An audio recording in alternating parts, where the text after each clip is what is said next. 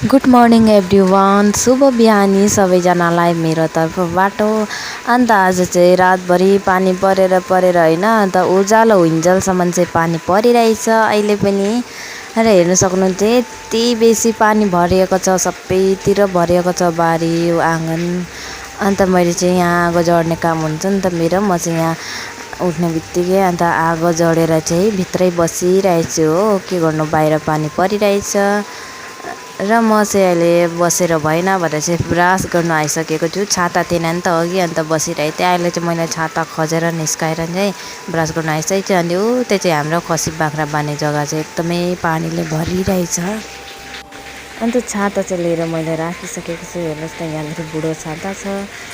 र अन्त यहाँ चाहिँ कुखुराले चारो दिने भनेर चाहिँ म कुखुराले चारो दिनु बोलाएको त कुखुरा त आउँदैन। मलाई देखेर डढेर हेर्नु न, कुर्सीको चेपमा लुकिरहेछ।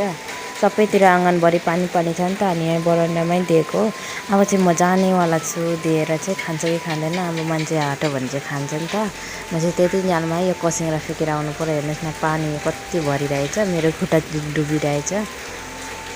अन्त अहिले आएर हेरेको त होइन, म गइदिएको त उनीहरू आएर खाइराखेको रहेछ। माझे हुँदा चाहिँ आउँदैन, डराउँछ। चल्लाहरू छन् त, सानो जस्तै माउले छडेको। र यो ठाल्नबाट चाहिँ म बिहान मिलाउनेवाला छु। धुनु चाहिँ मैले राति नै धोएर राखेको हुन्छु, सधैँ नै यसो नै गर्छु हो। त्यतिखेर चाहिँ मिलाएर राख्यो भने चाहिँ अलमारीमा पानी परेर लेत्रा देखिन्छ नि त।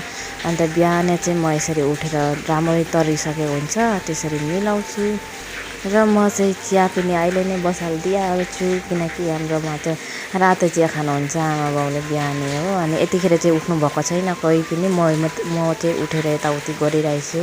अन्त त्योभन्दा अगाडि चाहिँ चिया पकाइदिनु पऱ्यो भने चाहिँ त्यहाँ बसाइदिइरहेको छु। अन्त उम्ल्यो भने चाहिँ टक्क बन्द गरिदिन्छु गएर भनेर चाहिँ म त्यही तिनजनमा चाहिँ यहाँ झाडु गरिरहेको छु। यति फोहोर देखिन्छ नि त पानी परेको बेलामा। र आजको पानीलाई चाहिँ म सल्युट दिन्छु साथीहरू, किनकि बर्खा लागेदेखि चाहिँ हाम्रो यता यस्तो पानी परेकै थिएन हो, खेतमा जम्ने पानी। अन्त सबैतिर रोपिसक्नु भएको छ, हाम्रो यता चाहिँ पानी नजम्ने रोप्नु भएको छैन। र मेरो छोरी पनि उठेर गेजु गरिरहेछ भनेर बुढाले चाहिँ फोन गर्नुभयो। अन्त म उताबाट कुदी आएँ। हेर्नुहोस् न, मेरो छोरी चाहिँ मोबाइल खसाउनु हुन्थ्यो उसको पापाको हो। उसको पापाको मोबाइल चाहिँ भने देख्नै हुँदैन, अघि खसाइहाल्छ। मेरो मोबाइल चाहिँ खसाउँदैन फेरि हो। र साथीहरू अहिले यति नै, बाई बाई।